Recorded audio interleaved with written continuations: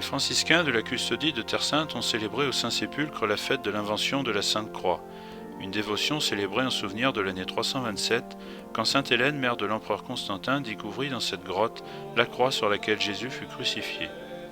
Une dévotion dont ont témoigné au cours des siècles saint Rufin, saint Ambroise, la pèlerine Égérie, l'historien Socrate et bien d'autres. Un escalier de 27 marches conduit à la chapelle des Arméniens où un tableau représente la scène de l'invention. Puis 21 marches de plus descendent jusqu'à la grotte. Ici, toujours en suivant les instructions utiles pour contrer la diffusion du coronavirus, ont été célébrées les premières vêpres, et durant la nuit la vigile de la fête, une demi-heure après minuit. Le matin du 7 mai, la messe solennelle a été présidée par frère Francesco Patton, custode de Terre Sainte, et concélébrée par le vicaire custodial, frère Dobromir Jastal, ainsi que par frère Salvador Rosas, gardien du couvent franciscain du Saint-Sépulcre, frère Ibrahim Faltas et par la communauté franciscaine. Cette année a souligné le custode dans son homélie la fête de l'invention de la Sainte Croix et les lectures que nous avons entendues acquièrent un sens particulier à cause de la pandémie qui afflige le monde entier. À la fin de la messe a eu lieu la procession au lieu de la résurrection, en accomplissant 3 tours autour de l'édicule du Saint-Sépulcre et un dernier tour autour de la pierre de l'onction, en passant sous le calvaire où la croix nous a donné le salut. Au Saint-Sépulcre et dans tous les sanctuaires de Terre Sainte où vit une communauté franciscaine, la prière pour toute l'humanité est constante. Le nostre comunità che si trovano qui al sepolcro, alla Nos basilica. communautés qui se trouvent ici au Sépulcre, à la basilique de la Nativité de Bethléem, à Nazareth, mais aussi dans tous les autres sanctuaires, intensifient en cette période le rythme de la prière communautaire.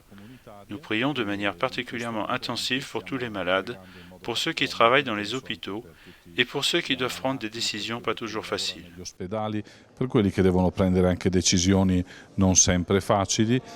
Frère Francesco Patton a voulu réfléchir sur un aspect en particulier, le passage de l'expérience de la guérison et de l'expérience du salut. L'esperienza della guarigione è una cosa molto importante e lo sappiamo quando siamo ammalati. L'expérience de la guérison est une chose très importante. Nous le savons quand nous sommes malades. Le désir est celui de guérir. Mais l'expérience de la guérison dans la perspective chrétienne est insuffisante. Elle est en quelque sorte une espèce d'allusion à une réalité bien plus profonde qui est la réalité du salut. C'est de me rendre compte que ma vie est déjà entre les mains de Dieu, c'est de me rendre compte que la vie de Dieu est déjà semée dans mon existence et dans ma personne. Je suis uni à Jésus-Christ dans une relation profonde. Son esprit habite en moi et toute la Trinité habite en moi.